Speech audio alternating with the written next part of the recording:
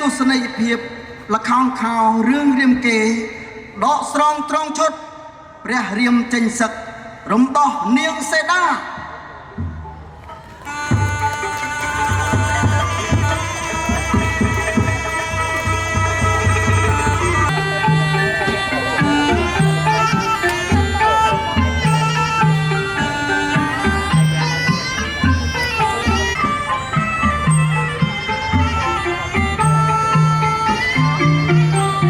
ប្រានក៏ហៅឲ្យចូលគាល់រួចរាល់កើពលសេនាចេញរំដោះសេដាក្នុងពេលនេះតែម្ដង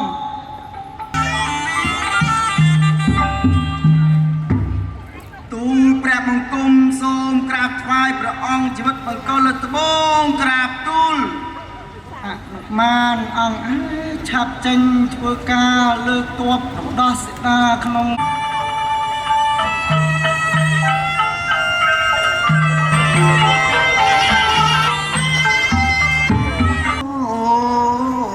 ចាំថ្លៃ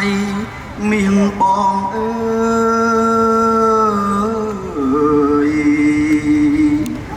ចង់ហេតុមិនដាច់ឡើយ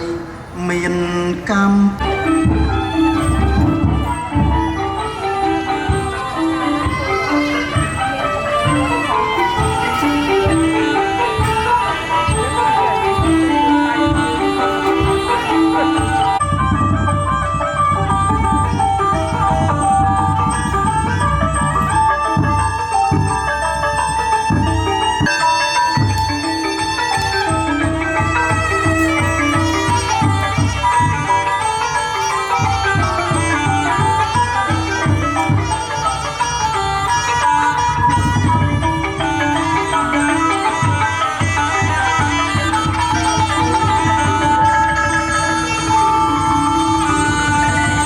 បតសាទរទៅដល់ក្រុមសិល្បៈនៃមន្ទីរវប្បធម៌វិចិត្រសិល្បៈរាជធានីភ្នំពេញបាទ